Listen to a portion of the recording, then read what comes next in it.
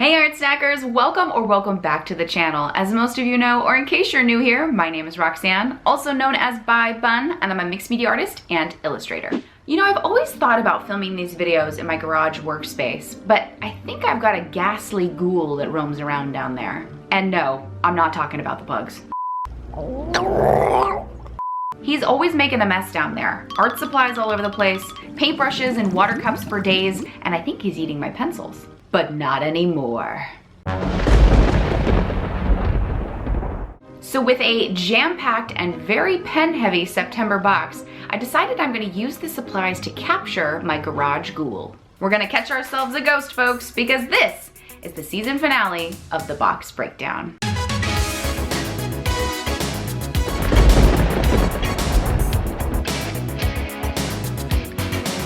Welcome back to another box breakdown, the monthly video series where we take a closer look at some of the supplies and techniques found in the latest ArtSnacks box.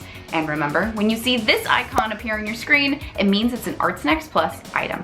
As I mentioned, I have so many supplies to review with you, including one of my favorite paint markers, a 5-pack of pens, an insanely awesome brush pen, and so much more. There's no time to waste, snackers. We gotta catch this ghost. So why don't we go ahead and get started, shall we?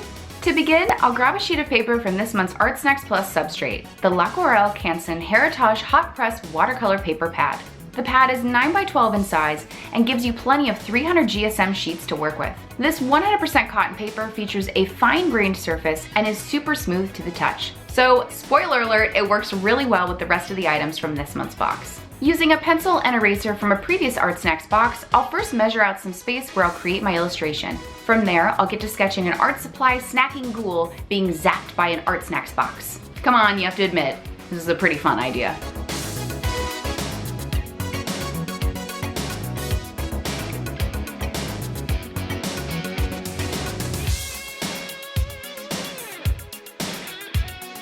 With my sketch complete, I'll then lighten up my lines with a kneaded eraser before getting some color in.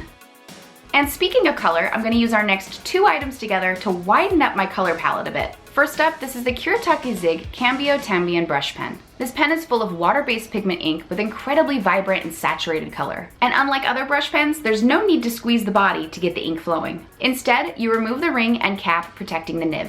Twist your pen back together, and then the ink will slowly work its way down to the nib. Once the nib is full of ink, the brush tip really moves with ease. And check out that cadmium orange color I got, which is really like a vibrant kind of yellow. And because it's water-based ink, you can fan out color with a wet brush too. With that yellowy brush pen ready to go, I now want to grab another color from this month's box. Check out the Uniposca PCF 350 brush tip paint marker. Of all the paint pens out there, this one is definitely a personal favorite, especially the brush tip. To get your marker going, simply shake and pump the button located under the cap. It may take a few pushes to kind of get things going, so don't fear the button. I also like to sort of brush things around on some scrap paper to help the tip get soaked with ink.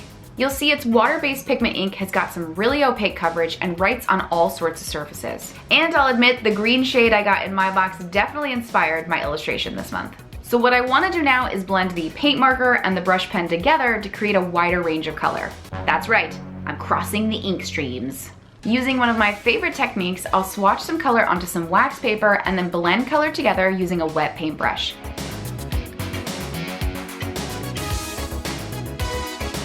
Once I've nailed down the shade of green I want, I'll then apply it directly into my sketch using a brush from a previous ArtSnacks box. This wet brush technique works really well with this paper. Painting color on super smooth watercolor paper is both satisfying to apply, but looks great as things dry down. As I need more color, I'll simply mix up more over on my wax paper.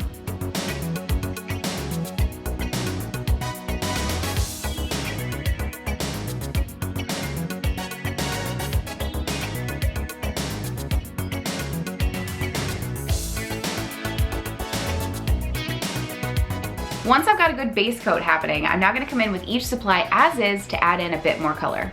I'll first add in some of the Posca marker to fill in solid areas and add some outlines.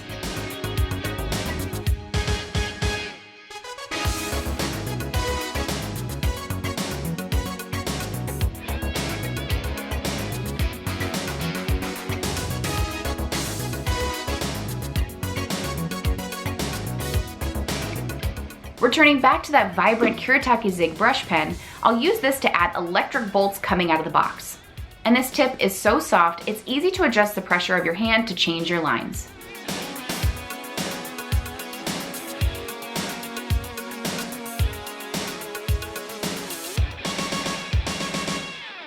And side note, after using this pen for the first time, I totally want more of these. I need every color. With all that brush pen work complete, I now want to come in and add a bit of shading to really deepen things up. For this, I'm grabbing our next item, the Faber-Castell Polychromos colored pencil. This is a very high quality pencil that gives you light fast, permanent, and vibrant color. And these really are packed with color. You can see it just in the tip of the pencil. Its creamy feel will also be great to apply on top of the brush pen color I've put down. I got a blue-violet hue in my box, and it's just the thing to layer up on top of all that green.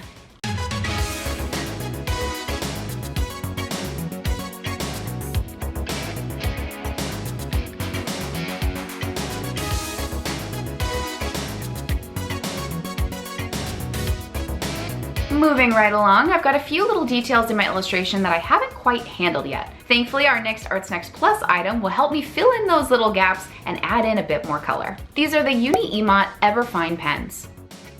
And when they say fine pens, they aren't kidding. The point on these are so tiny, it's kind of crazy. But when you actually use them, they feel super sturdy because of how the tip is designed. You can also press into them and scribble more ink coverage than you think you would. Over on my illustration, I'll use these pens to tackle all those unfinished details throughout.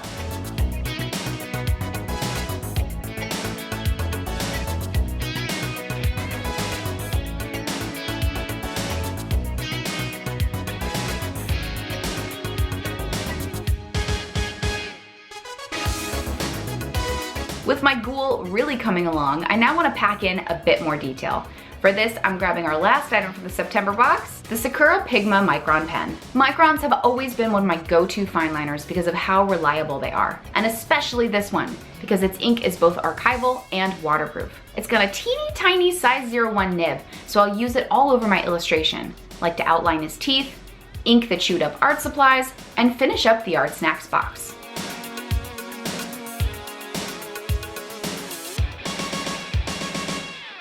Alright, so here's a look at the illustration using only the materials from this month's box. But I felt like it just really needed something extra. Don't come for me.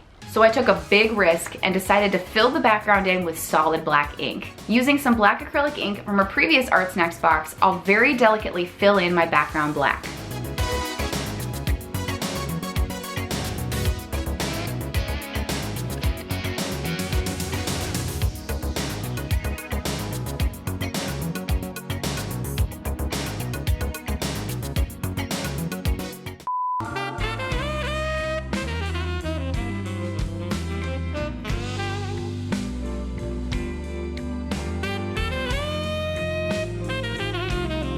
And there you have it, guys, the September ArtSnacks box. I think we really managed to capture my art supply snacking ghoul. If you're new to ArtSnacks and want to start getting your monthly supplies, there's a link down below where you can sign up. Of course, while you're here, don't forget to give this video a like, subscribe for more videos, join us for free over on Mix, and follow ArtSnacks on social media. As I mentioned earlier, this episode marks the season 2 finale of the box breakdown series. And there's no tea, it's all snacks, okay? Because the thing is, I just need a break.